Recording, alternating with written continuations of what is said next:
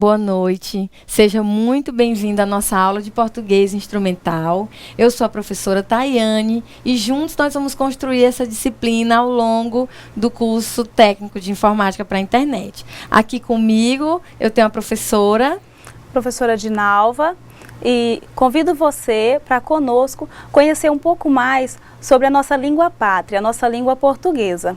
Que seja muito bem-vindo à disciplina de português instrumental.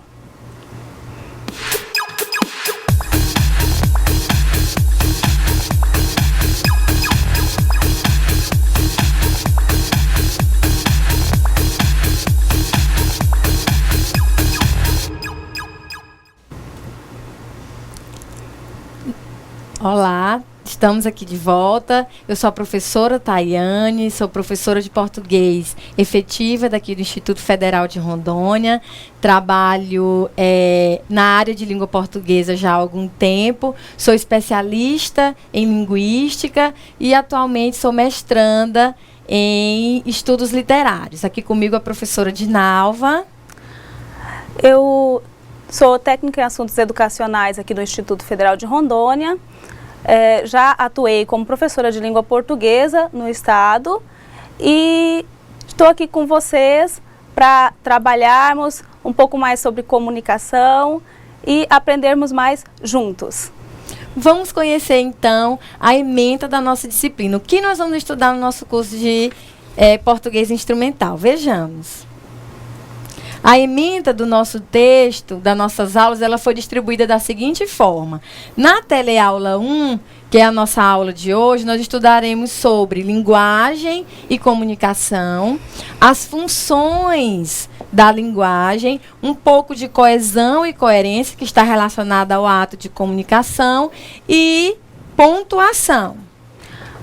No nosso segundo encontro, que é a teleaula 2, nós vamos falar de concordância verbal, concordância nominal e também as regências, nominal e verbal. A relação dentro do texto do termo regente, do termo regido, a relação do substantivo com o verbo, como isso funciona para que a comunicação aconteça efetivamente.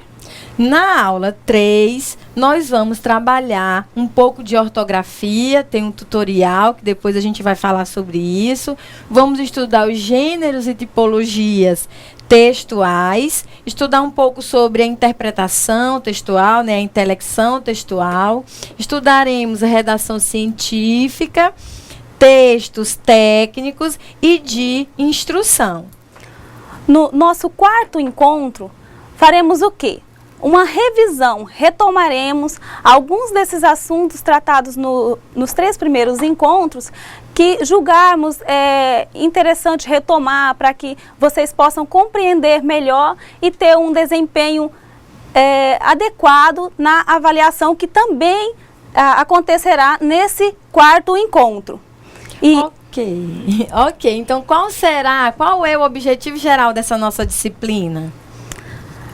Aprimorar o conhecimento básico referente à língua portuguesa. Para quê? Para aplicá-lo no seu trabalho como técnico em informática para a internet. Certo, então se o nosso objetivo é aprimorar os nossos conhecimentos, então nós precisamos revisar alguns conteúdos, revisitar alguns conceitos, para que a gente possa empregá-lo no nosso dia a dia. E isso faz parte da nossa primeira teleaula, estudar os elementos que compõem a comunicação, as funções que estão relacionadas de acordo com cada um desses elementos. Tudo bem? Então vamos à nossa primeira aula, que possui seus objetivos específicos. Quais seriam eles? Reconhecer a importância da linguagem na constituição do homem. Além disso, nós precisamos perceber a comunicação como um mecanismo de interação. Sem a comunicação, nós não conseguimos interagir com o próximo. E também diferenciar língua e fala. Também vamos conhecer e diferenciar as funções das linguagens, além de reconhecer a importância da pontuação para a compreensão do texto escrito. Certo, então tudo está interligado. Por isso, nós começamos essa nossa primeira aula apresentando a tríade da comunicação. Vejamos. Quem é que faz parte dessa comunicação? A comunicação se estabelece de que maneira? Para que ela aconteça, nós precisamos empregar uma determinada linguagem, utilizando uma língua, e essa língua pode ser empregada através da fala. O que seria a linguagem? A capacidade do homem de se comunicar através do quê? Da língua. A língua é o quê? O sistema de signo. Aquele sistema que nós, como sociedade, convencionamos que iríamos utilizar para nos comunicarmos, para falarmos com as pessoas do nosso grupo. Certo, então a linguagem, ela é o meio, é como o que eu sinto, o que eu quero expressar vai chegar até o próximo. Pode ser através de gestos, pode ser através de palavra, através de um bilhete, de um texto escrito. Então você pode empregar uma determinada linguagem. E o que seria a língua? A língua é justamente o código que você vai utilizar. Que código seria esse? É o sistema de signos que você vai empregar. Vai ser a língua portuguesa, a língua inglesa, a língua francesa. A língua, ela está relacionada ao código que uma determinada comunidade, que um determinado grupo social vai empregar, certo? E o que seria a fala? A fala é um ato individual de cada um, né? O ato que nós temos. A fala, por ela ser individual, você pode imprimir características regionais suas, através de sotaque, pode imprimir gírias, dependendo do seu jeito de falar. Se a língua é social, pertence a uma comunidade inteira, a um país inteiro, a fala, você emprega essa língua da maneira que você acha mais conveniente. E para isso nós estamos aqui, para estudar a língua portuguesa e observar como empregar adequadamente a linguagem, esse nosso recurso linguístico, para que a gente possa interagir com o próximo. Vejamos. A linguagem, ela pode ser classificada em verbal e não verbal. O que seria a linguagem verbal?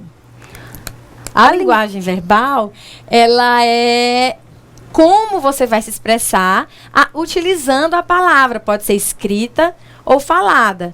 Já a linguagem não verbal, você utiliza apenas imagens, você vai utilizar apenas códigos, gestos. Vejamos o exemplo para facilitar para a gente. Nós temos essa primeira imagem aqui. Observe essa imagem. Nós temos palavra nessa imagem? Não. Nós só temos imagens, né? Nós temos imagens. A forma dessa imagem passa uma mensagem, comunica algo. A cor dessa imagem também comunica algo. Por quê? Nós convencionamos que o vermelho significa perigo, que o vermelho no semáforo não tem palavra, não está escrito lá pare, mas nós convencionamos que o vermelho é para parar, né? E ali nós temos se fosse no semáforo, o verde significaria o quê? Que está livre, né? Seguir em frente. Então, quando você constrói, né? Quando você consegue compreender um texto que tem só imagens, nós temos a linguagem não verbal sendo empregada. Então, quando você dá um ok para alguém, sem precisar falar nada, se você expressa um sentimento com um piscar de olho, né? Não empregando a palavra, nós temos a linguagem não verbal. Se a palavra estiver escrita, se ela for falada, você já utiliza a linguagem verbal. Vamos ver o próximo exemplo. Observem esse exemplo. Nós temos a cor amarela e nós temos também o uso da palavra. O amarelo chama o quê? Convencionamos que o amarelo é atenção. E nós temos a palavra dizendo cuidado, cuidado, atenção. Aqui tem degraus. Então nós temos aí, professora, duas linguagens. Nós temos a verbal e a não verbal. Como que fica agora? Nós temos a linguagem verbal, expressa através das palavras cuidado, degraus, e temos também a linguagem não verbal, porque nós temos a imagenzinha da escada, né? Quando isso acontece, nós chamamos de linguagem mista, que é a união dessas duas linguagens. Vamos ver o próximo exemplo. O mesmo vale para a outra imagem, que nós temos tanto a palavra quanto a imagem ali que nós convencionamos. Se tem uma imagem de um bonequinho ali de vestido, é um banheiro feminino. E ainda para complementar a palavra banheiro feminino. As duas linguagens sendo empregadas. As duas linguagens sendo empregadas no mesmo texto. Então, nós temos a linguagem mista. A linguagem mista, então, é a união das duas linguagens. Já nesse outro exemplo, como nós temos apenas a imagem da menininha, né, na porta do banheiro, só imagem, linguagem não verbal. Então, o que fica de interessante para a gente interpretar sobre linguagem? A linguagem é como a mensagem chega até o receptor. E essa mensagem pode ser utilizada através de apenas imagens, né, utilizando apenas imagens, linguagem não verbal. Se nós temos a palavra escrita presente nesse texto, ou a palavra falada, nós temos linguagem verbal. Se a gente tem tudo junto, linguagem mista. Tudo bem? Então, vamos adiante. O que seria, então, linguagem e língua? A linguagem, capacidade do homem de se comunicar por meio de um sistema de signos. Você emprega códigos, você emprega sinais para que você possa se comunicar com alguém. Foi o que nós acabamos de mostrar. Empregando imagens, códigos, signos, sinais, você se comunica com alguém, né? Através da linguagem verbal ou não verbal. A língua seria o quê? O sistema de signos em si, o código que eu estou empregando. E esse sistema de signos, ele vem impregnado de regras gramaticais, de questões semânticas e também de questões fonológicas. Nós podemos até colocar um exemplo. A porta abriu, por exemplo, né? Vejamos, dependendo da minha entonação, se eu colocar um ponto de interrogação aqui, você já está se referindo a uma pergunta. A porta abriu? A entonação mudou, a pontuação mudou, a interpretação também muda. Se nós colocarmos um ponto de exclamação, você já tem uma outra situação. A porta abriu, como se você estivesse relacionado a uma surpresa. E isso a gente está empregando que código? A língua portuguesa. Portanto, nós temos um adjunto que está acompanhando o nosso substantivo, né? O nosso sujeito, utilizando um verbo que está estabelecendo, né, esse predicado, essa oração, esse predicado verbal. Então, quando você emprega a língua, você está utilizando sistemas gramaticais, linguísticos, que fazem parte das regras daquela determinada língua. E é através da língua, voltamos aqui ao nosso slide, é através da língua que essa linguagem verbal ou não verbal vai se revelar, assim como a fala. Você se expressa, você se comunica empregando a linguagem verbal ou não verbal e a fala. Tudo bem? Vocês observaram que a todo momento nós estamos falando de linguagem, de língua e de fala. E é interessante chamarmos a atenção para quem foi o primeiro linguista a chamar a nossa atenção para a diferença entre língua e fala, que foi Saussure. Para Saussure, a fala é um ato individual de vontade e inteligência. Então foi com Saussure que nós tivemos essa diferenciação. O que é a língua e o que é a fala? A fala é individual, a língua é social. Isso, porque a gente tem a possibilidade de empregar esse código linguístico, né? A gente tem essa possibilidade de empregar a língua de acordo com a nossa condição particular, utilizando a fala. Se você fala um pouquinho mais rápido, se você fala um pouco devagar, se você é tímido, você também consegue imprimir na sua fala, nesse seu jeito.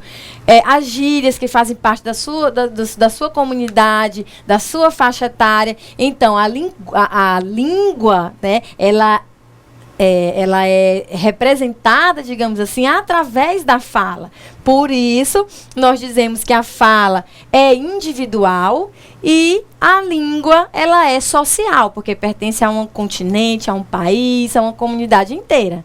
tá certo? Para enfatizar um pouco mais sobre o que nós vimos até agora, sobre língua, linguagem, fala, as variedades linguísticas que existem, nós vamos assistir agora a um vídeo produzido pela nossa equipe de produção, que vai tratar um pouco sobre isso, sobre as diferenças regionais, sobre as diferenças sociais, que nós também imprimimos na nossa fala. Vamos ver agora? Você já parou para pensar o quanto a língua portuguesa se transformou e vem se transformando?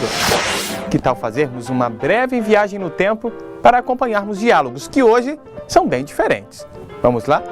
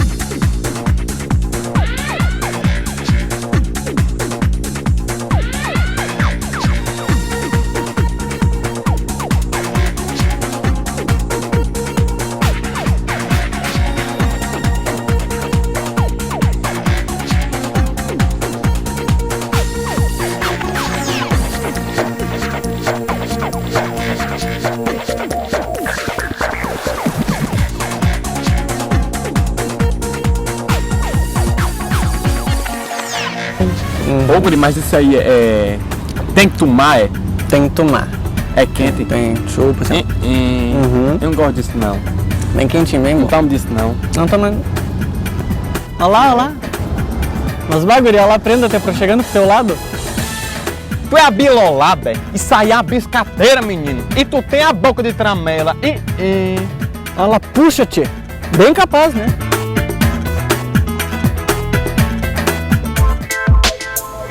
Pode entrar.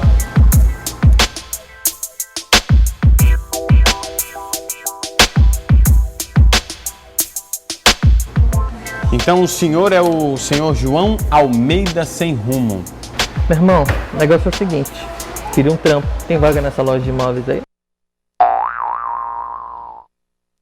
As variações linguísticas são inevitáveis em qualquer idioma. Isso não é problema. O problema é não saber utilizar expressões corretas em cada ocasião. Concorda comigo? Tchau e até a próxima. Vocês viram que existe uma variedade, né, de expressões, uma variedade linguística nesse nosso país tão rico. O primeiro exemplo, a variedade de época.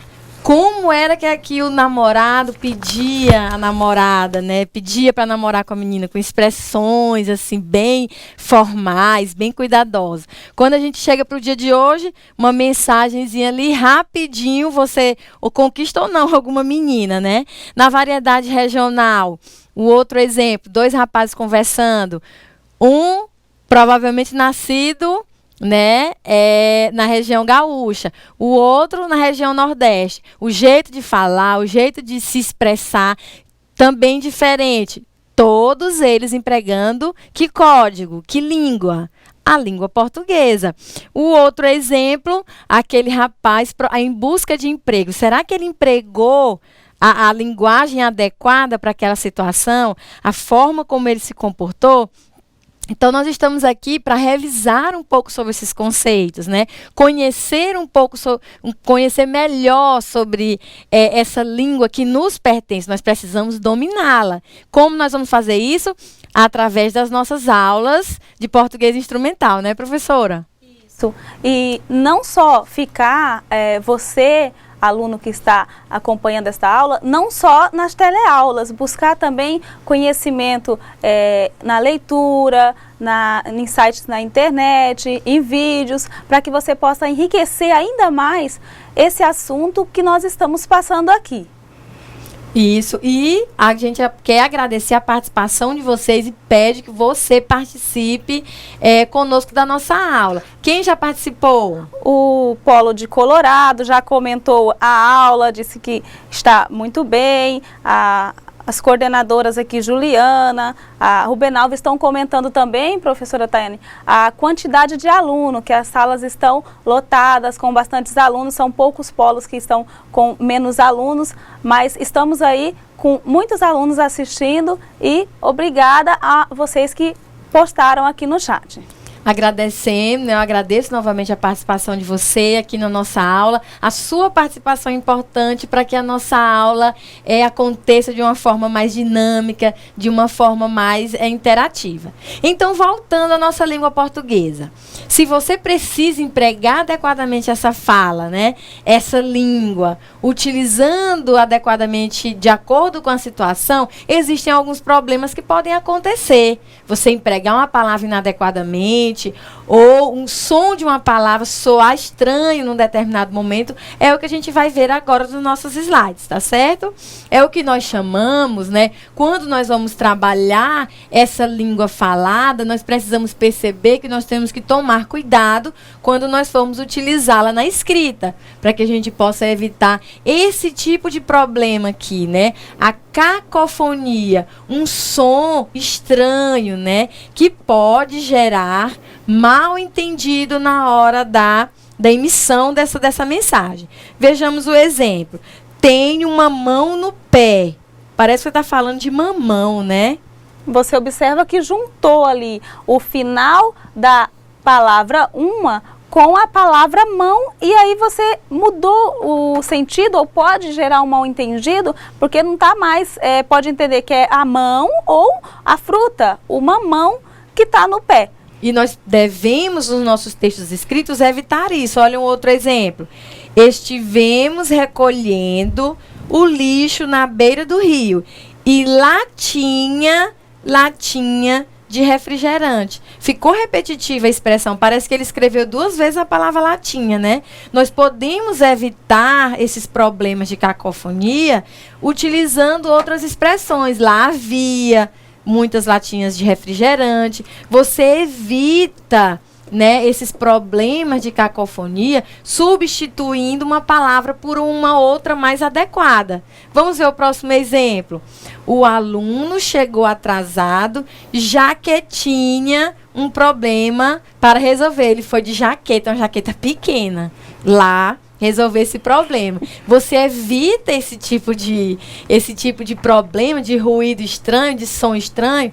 Você evita esse mal entendimento, retirando, por exemplo, o verbo ter daqui, substituindo por outro, já que havia algum problema para resolver, porque ele precisava resolver algum problema. Um outro exemplo de problemas está relacionado à ambiguidade. Como você pode evitar isso? O que é a ambiguidade? É quando um texto que você escreve gera um duplo sentido. Vejamos o exemplo. A mulher viu o incêndio da casa. Como assim? A mulher viu o incêndio e ela estava em uma casa, ou ela viu a casa queimando, né? Observaram que há ali nessa frase um duplo sentido? É claro, a gente observa também que a ambiguidade, às vezes, a gente pode usar ela a nosso favor. Um compositor, quando ele vai compor uma música, né? Às vezes ele quer brincar, então, com a palavra, com a língua portuguesa, que deixa que isso aconteça. Então, a piada, por exemplo, também aproveita bastante da ambiguidade. Nós temos que tomar cuidado quando vamos usar a nossa língua portuguesa num texto científico, num texto aqui no curso, porque daí você já não vai tirar o lado bom, tirar proveito da ambiguidade. Você vai ter problema num texto científico. Isso mesmo, você não vai estar lá perto de cada pessoa que está lendo teu texto e dizendo, ó, não foi isso que eu quis dizer. Eu quis dizer isso, isso e isso. Para evitar esse duplo sentido, para evitar esse tipo de problema, no caso desse exemplo aqui que nós vimos, a mulher viu o incêndio da casa. Como nós poderíamos refazer esse texto e evitar esse duplo sentido? Você pode reescrever dizendo, a mulher viu o incêndio da casa vizinha, a mulher percebeu que sua casa estava pegando fogo, né, como diz o pessoal lá da minha terra. O outro exemplo, Beatriz disse a Joana que viu sua mãe no mercado. Mas a Beatriz viu a sua própria mãe ou ela viu a mãe de Joana? A gente pode evitar esse duplo sentido. Beatriz viu... Como é que nós poderíamos fazer? A Beatriz viu a mãe de Joana no mercado. Você pode corrigir dessa forma. Próximo exemplo. O aluno disse ao professor que era esperto. Quem que era esperto aqui no caso? O aluno é esperto ou o professor é esperto? Provavelmente o aluno está falando dele mesmo, né? Mas tudo bem. A gente pode evitar esse duplo sentido aí. O aluno que se acha esperto conversou com o professor. Alguma coisa assim nesse sentido. Então, quando a gente vai empregar a língua portuguesa, principalmente a língua escrita, porque essa língua escrita é a que fica, né? É a que pode se perpetuar ainda mais. Você precisa tomar cuidado com o sentido da palavra que você está empregando, utilizar adequadamente os elementos de coesão que fazem parte dessa estrutura que você está utilizando no momento. Para isso, nós vamos estudar, então, rever um pouco sobre coerência e coesão. O que seria, então, a coerência? A coerência é a ligação lógica da linguagem, ou seja, o sentido geral do texto, né? Que ele deve estar claro e ordenado. Então, você tem que ser coerente com o que você está escrevendo. Você não pode dizer uma coisa, afirmar algo e negar em seguida, mudando totalmente de opinião. Então, a coerência ela está relacionada ao sentido geral que você está empregando dentro do texto. A coesão, ela é o quê? Ela está relacionada, né, à forma como você vai organizar essas ideias. Ou seja, da forma, né, que haja concordância, relação entre os diversos elementos que constituem esse texto que você vai produzir. Vejamos o exemplo. A aluna obteve uma excelente nota na prova de português. Que bom. Tal resultado, olha o elemento de coesão, né? Que resultado foi esse que ele está citando? A ótima nota que a menina tirou, né?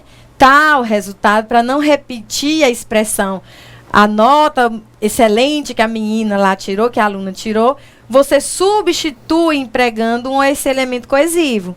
Tal resultado simboliza dedicação e esforço. Tá certo? É isso que a gente espera de você. Tudo bem? Nós precisamos empregar a comunicação de acordo com a interação que você pretende estabelecer. Você se comunica com alguém porque você quer demonstrar algo, você quer explicar sobre alguma coisa. Então, essa interação só vai acontecer porque você utiliza, mesmo sem perceber, todos os elementos que nós vamos estudar aqui. Você precisa de um emissor para transmitir uma mensagem para um receptor, utilizando um determinado código, através de um canal e num determinado contexto. Esses são os elementos que compõem a comunicação. Vamos ver aqui no nosso slide. Para que a comunicação se processe, são necessários alguns elementos que, segundo denominação Jacóbico, seriam fonte ou emissor. O que é essa fonte ou emissor? A fala ou a escrita.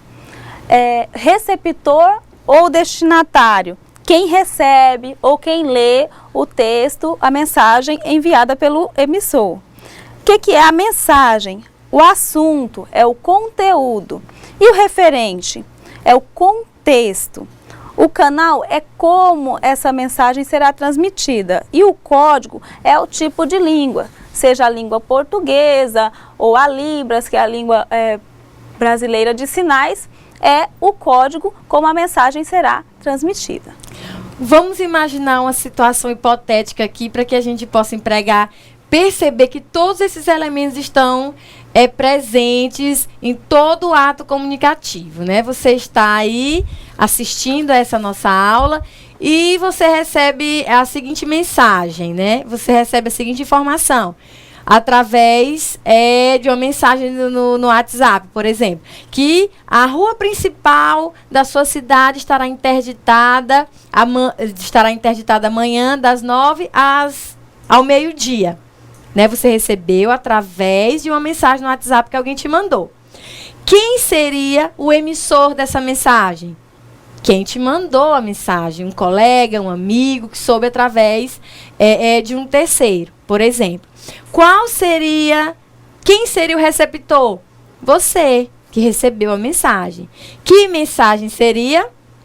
De que você precisa evitar das 9 às 12 horas, aquele trechinho da avenida principal. Aí vem as mensagens na entrelinha do texto, né, que vai estar um pouco conturbado, que é melhor evitar aquela região, e etc. Qual seria o referente? O referente é o contexto. Se você emprega, se você utiliza aquela avenida principal para se locomover, você já precisa evitar. Então, o referente é a situação em si daquele momento. Evitar transtorno, evitar um problema maior, perda de tempo. Como o canal é como essa mensagem chegou até você? Através do WhatsApp. Poderia ter sido uma notícia no rádio, né? Poderia ter sido uma notinha na televisão. Então, como a mensagem vai chegar até o receptor é o emprego, né, do canal. E qual código foi utilizado? Com certeza a língua portuguesa, escrita, né, que fez com que essa mensagem chegasse até você. Então, todos esses elementos, em qualquer ato comunicativo, esses elementos eles estão presentes. E se você enfatizar a ideia em qualquer um deles, né? Se você enfatiza a ideia no emissor, existe uma função apropriada para isso. Se você enfatiza a mensagem, existe uma função apropriada para isso. É o que nós vamos ver agora no nosso próximo slide. Vejamos.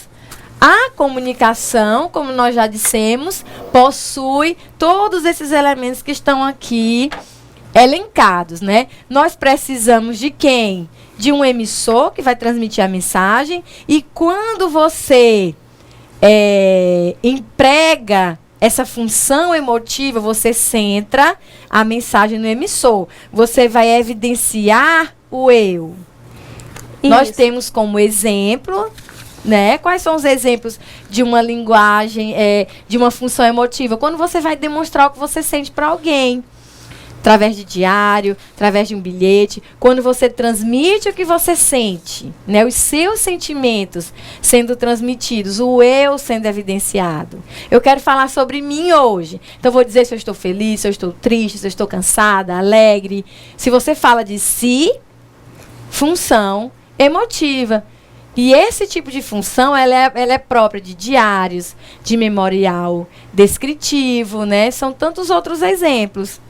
De cartas, né, professora? Carta também, quando você vai demonstrar seus sentimentos, né, para alguém. Você precisa de quem? Do receptor, que é para quem você vai mandar a mensagem. Se a função está centrada nele, a função, nós chamamos de função apelativa ou a conativa, né? Quando você quer influenciar a outra pessoa. Então, a função que vai prevalecer no texto, quando você quer influenciar outra pessoa, o receptor é a função referencial.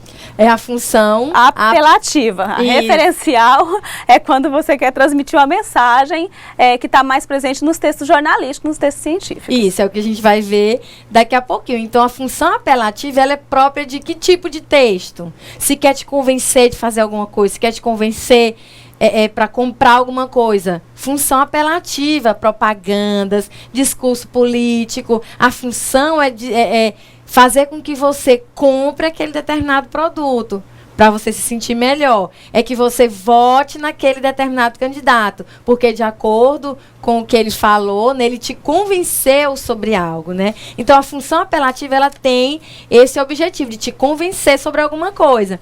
Quando você vem, como a professora já falou, para a função referencial, o objetivo é apenas informar.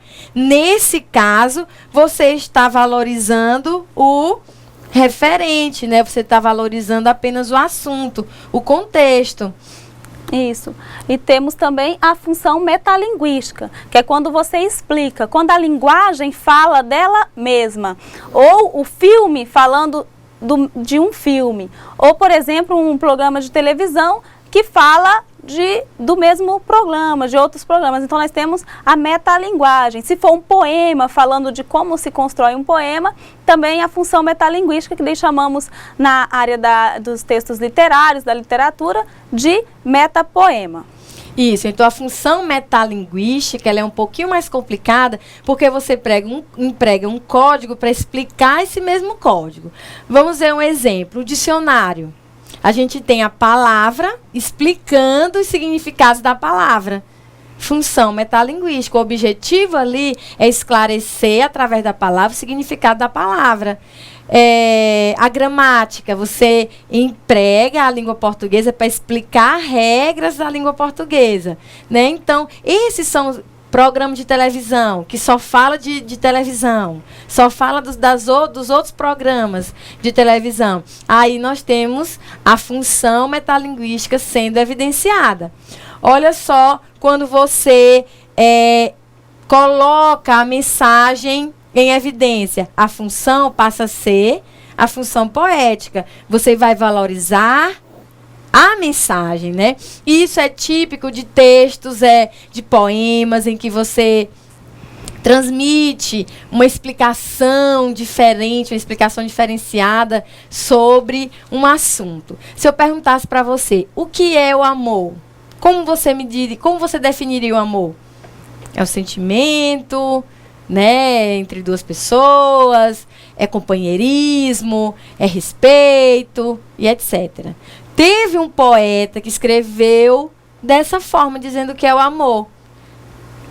O amor é fogo que arde sem se ver, é ferida que dói e não se sente. E aí nós temos em ênfase a mensagem, a forma. O poema é exemplo dessa função poética, porque é a linguagem que está em ênfase. Você poderia explicar que o amor, né, você poderia explicar objetivamente o amor de várias formas, mas quando você diz que Camões diz que o amor é fogo que arde sem se ver, é uma ferida que dói e não se sente, você, através de uma linguagem mais trabalhada, através de uma linguagem poética, através de metáforas, você transmite essa mesma ideia que você poderia explicar de uma maneira mais simples. Então, a função poética, o objetivo dela é valorizar a mensagem, valorizar a palavra, né? Trabalhar com a palavra. Quando você vem evidenciando o canal, nós temos a função fática. O objetivo dela é estabelecer o contato. Então, quando você liga para alguém e diz alô, você está tentando só verificar se há comunicação, se você já pode transmitir a mensagem. Está me ouvindo? Então, você está testando o canal. Quando aparecem essas palavras, então é a função fática, que testa o canal.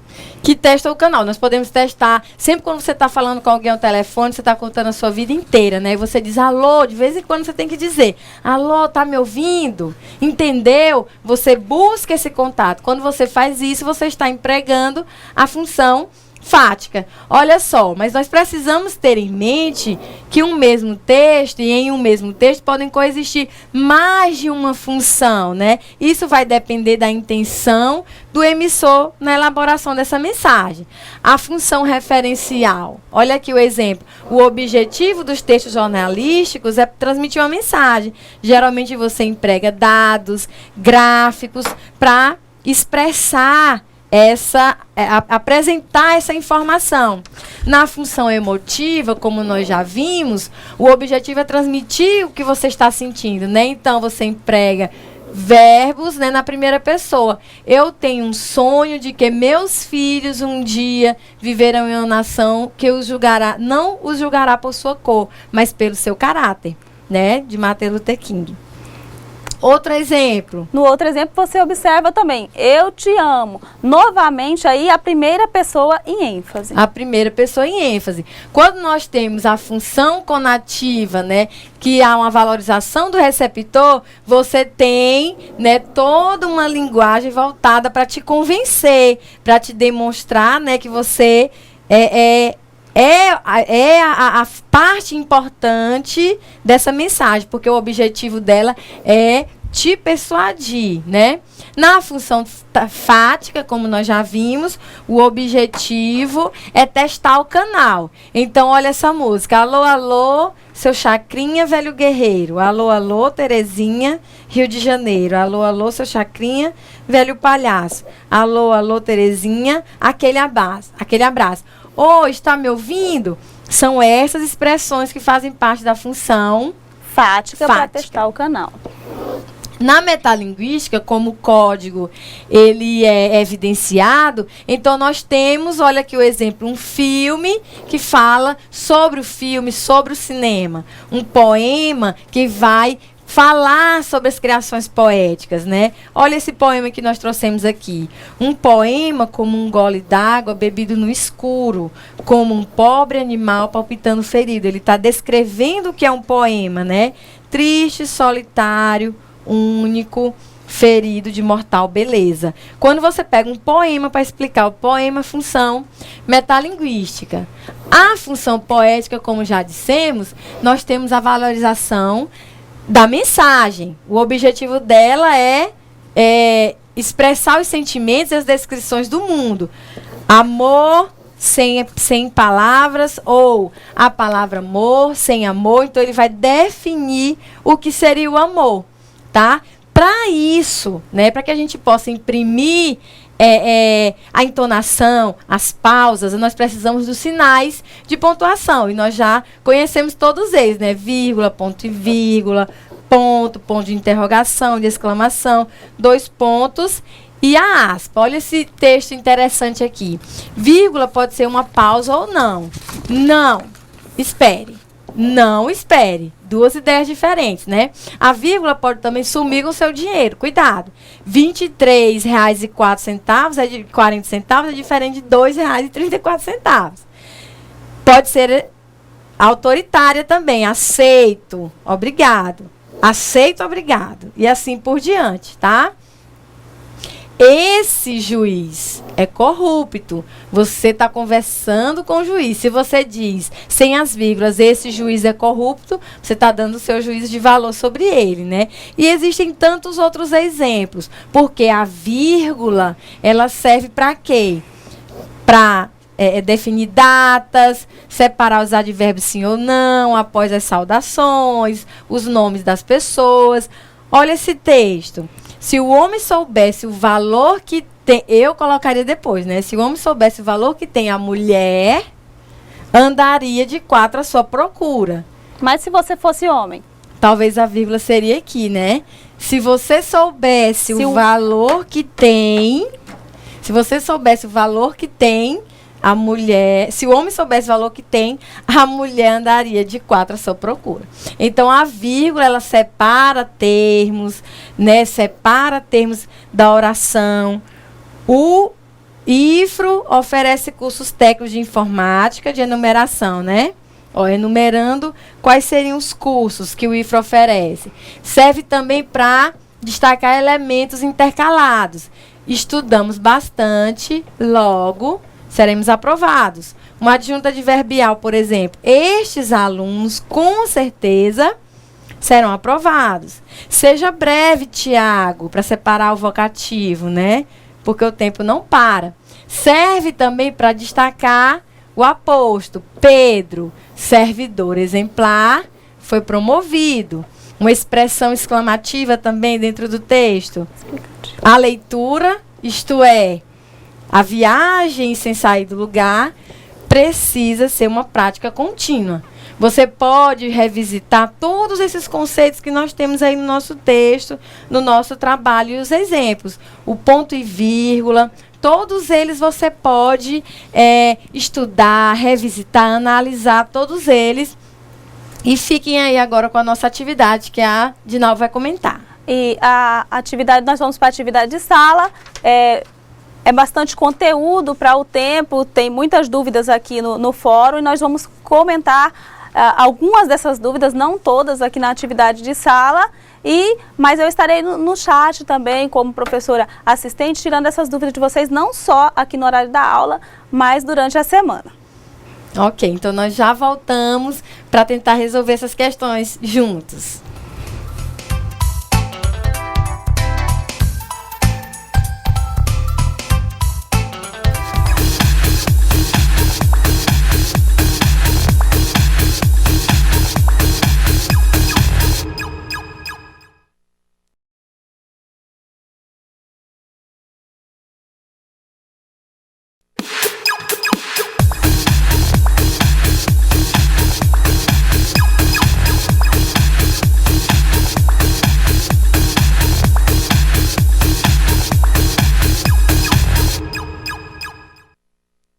Olá, voltamos. Como foi esse momento que vocês tiveram aí de resolução das atividades?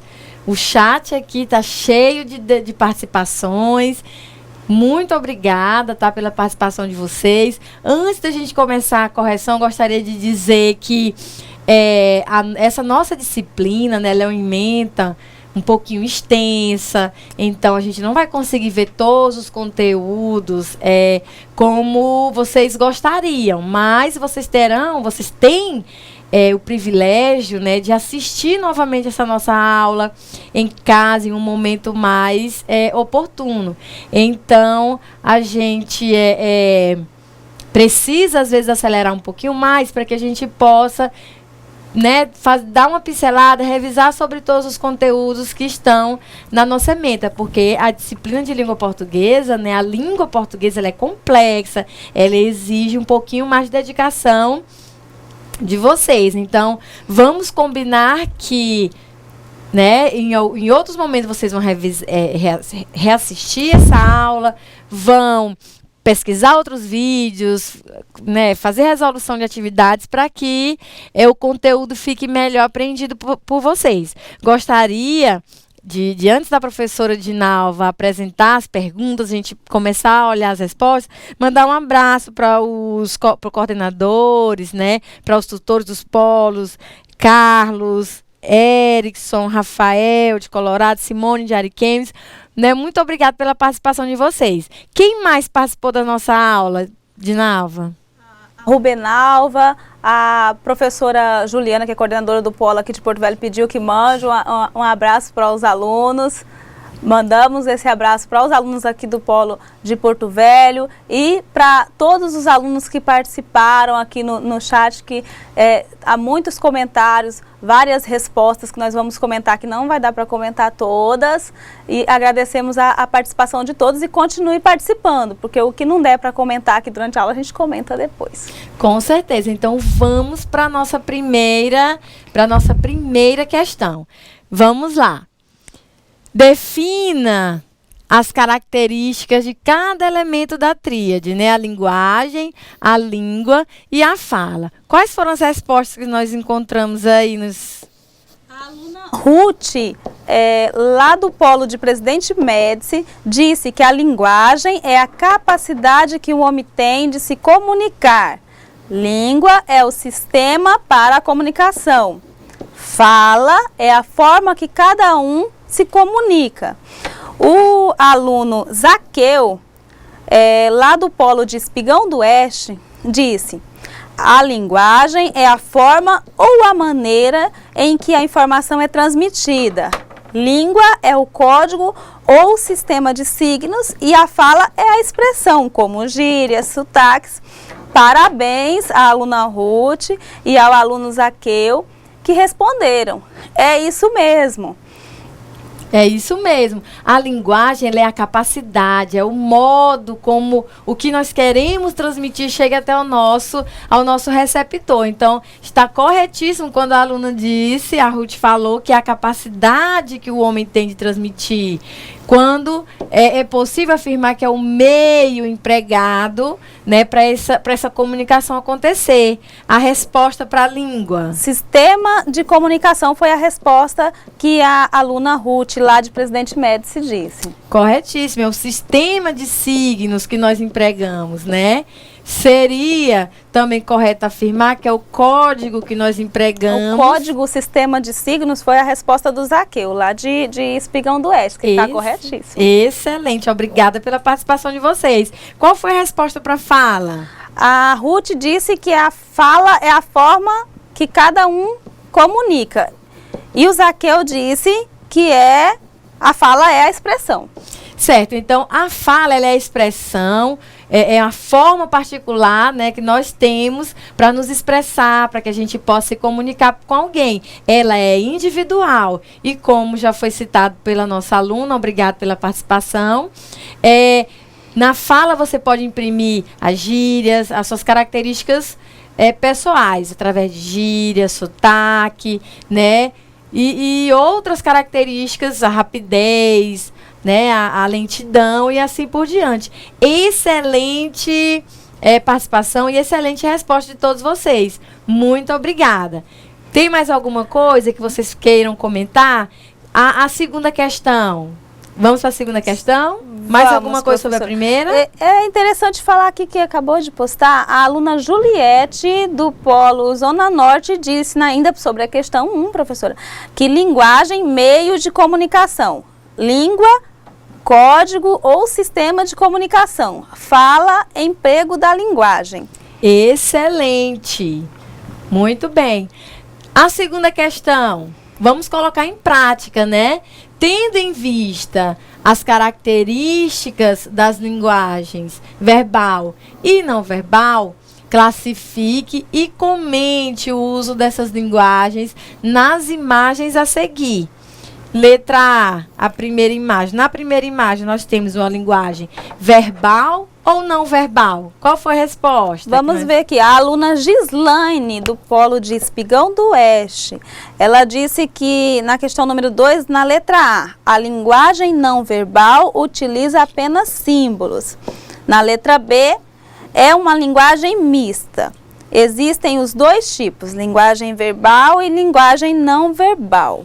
Isso mesmo. Então, no primeiro exemplo, na letra A, nós temos apenas a imagem transmitindo uma determinada mensagem. Aqui nós temos a linguagem não verbal. Linguagem não verbal porque emprega apenas a imagem. Na letra B, nós temos a mesma mensagem, só que um pouquinho mais elaborada. Nós temos palavras e temos imagem. Essa linguagem aqui, como nós a classificamos? Linguagem mista. Por que ela é a linguagem mista? Porque ela emprega tanto a linguagem verbal como a não verbal. Isso mesmo, professora, e a aluna Gislaine está correta. Certíssimo. Obrigada pela participação, Gislaine. Qual foi a resposta que você deu para a terceira questão? Quanto às linguagens verbal e não verbal, todas as alternativas estão corretas, exceto... então nós vamos ter que encontrar a única que está errada. Vamos avaliar a letra A. A linguagem verbal é construída a partir de palavras que podem ser visuais ou sonoras. Essa afirmação está correta ou ela está errada? A linguagem verbal é construída a partir de palavras que podem ser visuais ou sonoras. Essa alternativa está correta. Então, a gente não pode marcá-la porque nós precisamos encontrar a alternativa errada. A alternativa B. Olha, a linguagem não verbal pode ser usada por meio de signos sonoros e visuais, correto? Ela também está correta.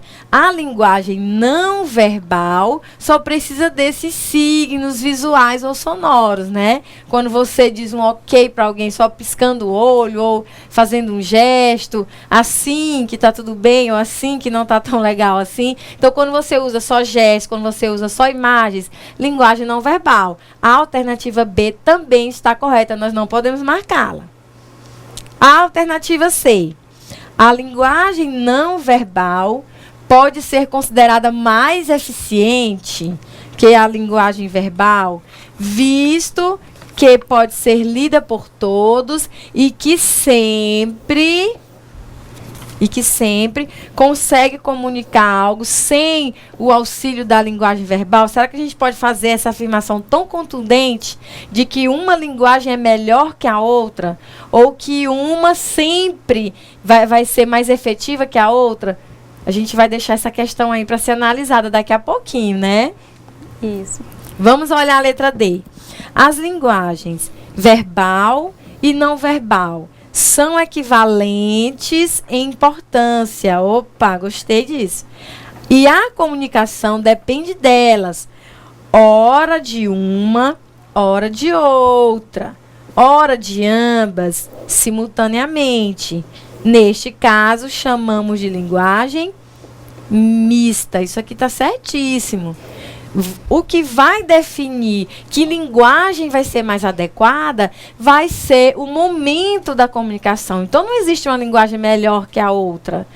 Você vai utilizar a que for mais adequada de acordo com a situação que vai necessitar desse texto. O exemplo da propaganda, um outdoor, por exemplo. É interessante colocar a palavra escrita, é interessante colocar uma imagem com cores vivas para chamar a atenção.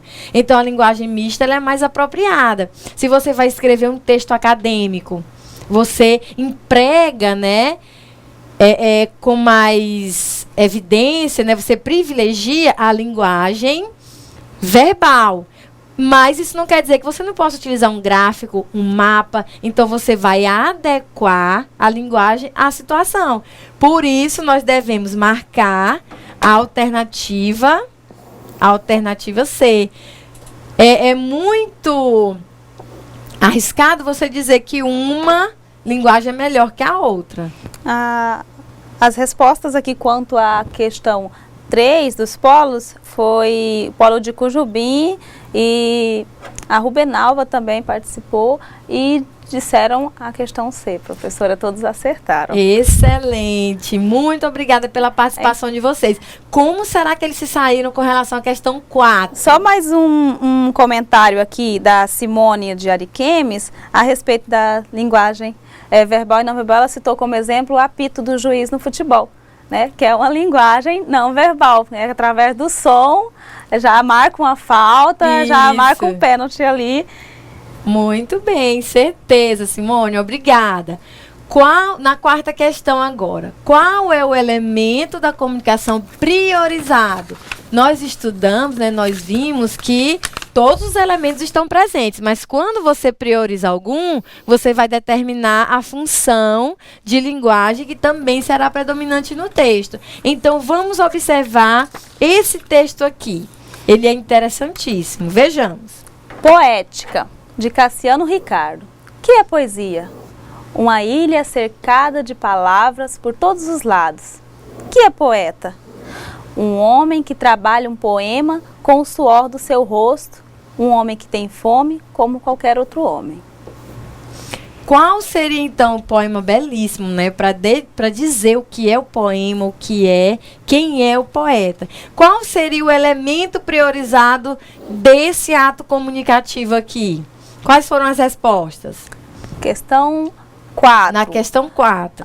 Deixa eu só procurar aqui. A Rubenalva de Jaru. Questão 4. Escrita e metalinguagem. Nós temos aqui o elemento priorizado, o próprio código, né, Rubenalva? Porque nós temos o texto, a palavra sendo trabalhada dentro do texto, né? Você emprega um poema, né? uma poesia, no caso, um poema, para explicar o que é o poema. Você valoriza o código. Quando isso acontece, é o que a Rubenalva falou para a gente, né? A linguagem é priorizada, a função priorizada é a metalinguística. Só um minutinho. Metalinguagem. O Polo de Cujubim também mandou a resposta aqui dos cursistas.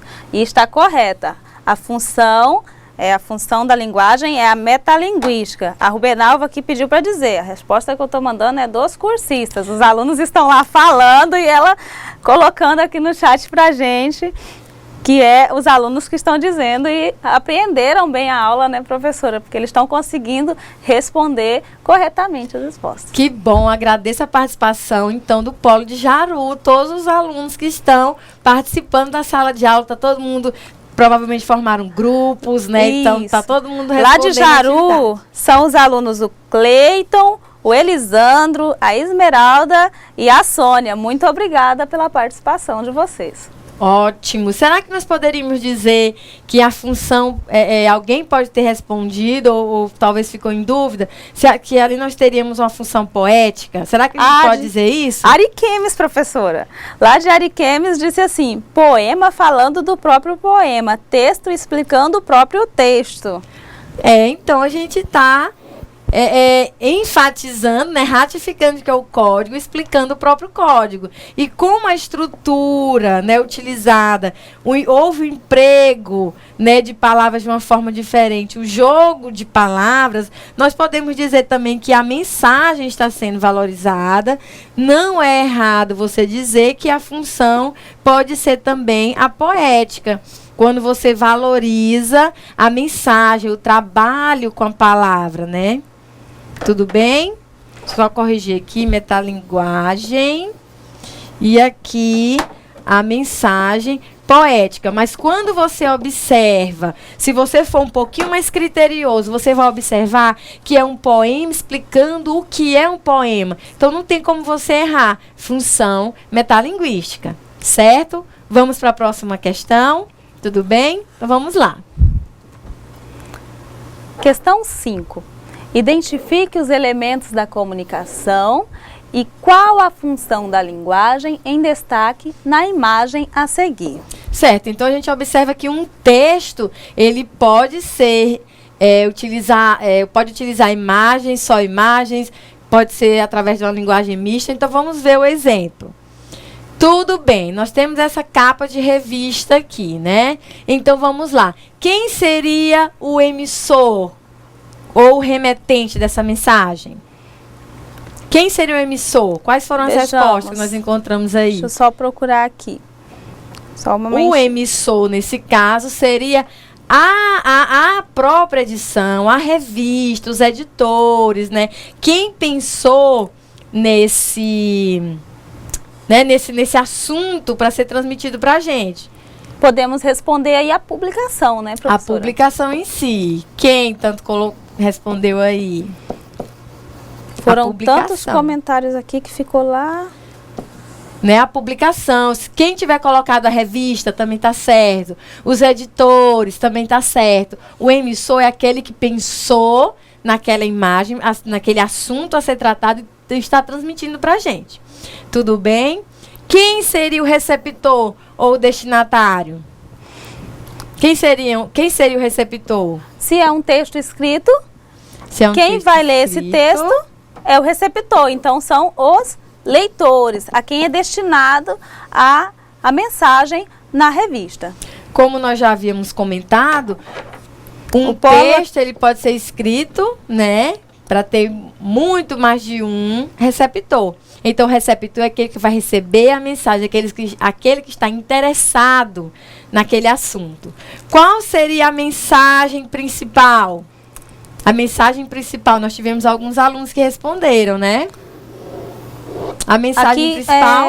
A coordenadora lá de Presidente Médici mandou a resposta dos alunos, ainda voltando ali na receptora ou destinatário, que elas colocaram que o receptor é o leitor. Aí os alunos lá de Ariquemes também responderam, são os leitores. Excelente resposta. E qual seria a mensagem? O que eles responderam com relação à mensagem principal? É só a gente olhar o texto central dessa imagem. Alguns responderam aqui, professora, que é a mensagem principal. Ficou lá para trás, mas eu anotei. É a Copa. Colocou que a Copa do Mundo 2014, falando aí da questão da desigualdade social. Isso, eu até marquei aqui, né? Trouxe para cá. É o assunto em si que está sendo tratado dentro do texto. Que código foi utilizado? Quando a gente vai observar que o texto foi escrito em língua portuguesa, é um texto que empregou a linguagem verbal, tudo isso está certo. Então, o código utilizado, você pode colocar que a língua portuguesa, falada ou escrita, aqui no caso é a língua portuguesa escrita. Você pode dizer que é a linguagem verbal e não verbal. Então, no caso, a linguagem mista. Essa resposta também estaria correta. Qual canal? Como essa mensagem chegou até o receptor? Nós temos o canal... Através da mídia impressa. Da mídia impressa. Você pode colocar que é a mídia impressa. Você pode colocar que é a revista escrita, né? O papel, a revista impressa. Tudo bem? E que contexto? Qual é o contexto em que esse texto foi escrito? A Copa do Mundo em 2014 no Brasil. Isso, a Copa de 2014. Então, o contexto está relacionado ao assunto a ser tratado, ao ambiente em que ele está relacionado. Tá certo? Qual a função, então, que está prevalecendo aqui? Se o texto está informando, então nós temos a função. Todo mundo acertou lá nos polos. A função. Sim, lá em Colorado. Colocou aqui que os alunos estão acertando as questões, todas. É a função referencial. O objetivo é informar o leitor sobre alguma coisa, sobre algum assunto. Tudo bem? Aí a gente pensa assim, né? Vamos pensar em um outro exemplo. Um cartaz aí na sala de aula, informando o horário de início, de término, os horários das disciplinas de vocês. A gente tem o cartaz sendo o canal. Nesse caso, foi a revista impressa, né, a forma utilizada para que a mensagem chegasse até o nosso receptor. Então, não confundam canal com código. O código é a língua utilizada, a linguagem utilizada. O canal é como essa linguagem, como esse texto chegou até o seu receptor. Os alunos lá de Ariquemes responderam que a função que prevalece é a função referencial ou a função informativa. Ou a função informativa. Pode ser a função, pode ser chamada de função informativa, função denotativa, função referencial. Depois vocês podem pesquisar um pouco mais sobre isso, procurar mais exemplos, tudo bem? Podemos passar para a próxima questão? Vamos lá? Vamos lá. A próxima questão, a questão 6, é sobre pontuação. E nós enfatizamos aí a vírgula, o uso de vírgula. Certo, então a vírgula, como ela ressalta uma pausa, ressalta uma enumeração, destaca um elemento que está isolado dentro da frase, então nós escolhemos a linguagem. Depois você faz uma revisãozinha sobre esse conteúdo, mas acho que dá para responder a questão. Os alunos de Conjubim já mandaram a resposta aqui da letra A, professora. Vamos avaliar, né? Vamos ver. Mário Quintana. É só pra gente... A sexta questão que é que nós coloquemos a vírgula onde for necessário. Gostei dessa questão. Vamos lá. Mário Quintana, um dos maiores nomes da poesia brasileira, é conhecido como o poeta das coisas simples. Cansei de ler. Se não tiver a vírgula, você não vai fazer pausa. Então, vamos utilizar a vírgula adequadamente? Mário Quintana... Foi assim que ele fez? Foi. Um dos maiores nomes da poesia brasileira. é conhecido como o poeta das coisas simples. Correto. Os alunos lá de Conjubim acertaram, colocaram vírgula depois do nome do autor e depois da poesia brasileira. E os alunos de Ariquemes foram além e comentaram o porquê da vírgula na questão A. E por que a gente colocou a vírgula ali? Pra Letra destacar o A quê? é para separar o aposto. Muito obrigada, esse povo tá chique demais. O aposto, então, está destacado. Se você quer utilizar uma frase explicativa, um texto explicativo dentro da tua oração principal, esse é o aposto. E precisamos separá-lo através da vírgula. Muito bem, obrigada pela Jaru resposta. também, professora, responderam a questão aí, a letra A. E a Ariquemes também ainda comentou, acrescentou aqui, aposto que explica sobre algo ou alguém. Nesse caso, é uma explicação aí sobre Mário Quintana. Excelente. Qual terá sido, então, a resposta da letra B? Gostava de brincar com os filhos, com a mulher, com os amigos e até com os animais. Onde nós vamos colocar a vírgula? Será que a gente vai colocar aqui, entre o gostava e o de brincar? Acho que ninguém colocou aqui, né? Provavelmente não, porque nós não devemos nunca separar os elementos que compõem a oração, o sujeito do predicado, nem o verbo do seu objeto. Então, vamos ver onde eles colocaram. Gostava de brincar com os filhos, com a mulher, E com os amigos e com os animais. Foi assim que eles fizeram? deixa eu ver essa questão aí.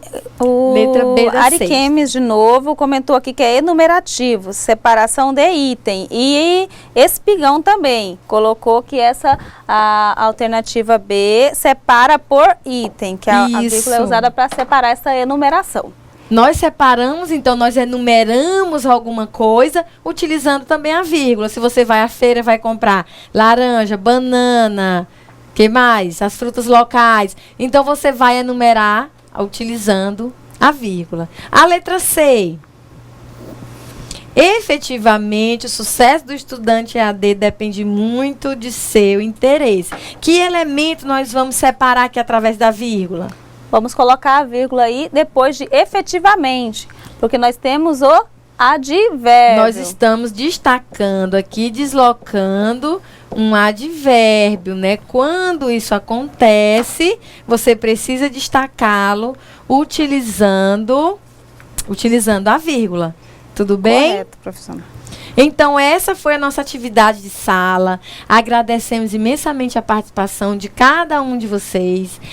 Esse momento é muito importante, esse momento de interação é muito importante, mas ele não deve acabar aqui. Você precisa continuar durante essa semana inteira, estudando, pondo em prática o que nós vimos hoje. A Dinalva vai apresentar para vocês, falar um pouco sobre a atividade, né, atividade que vocês vão fazer à distância.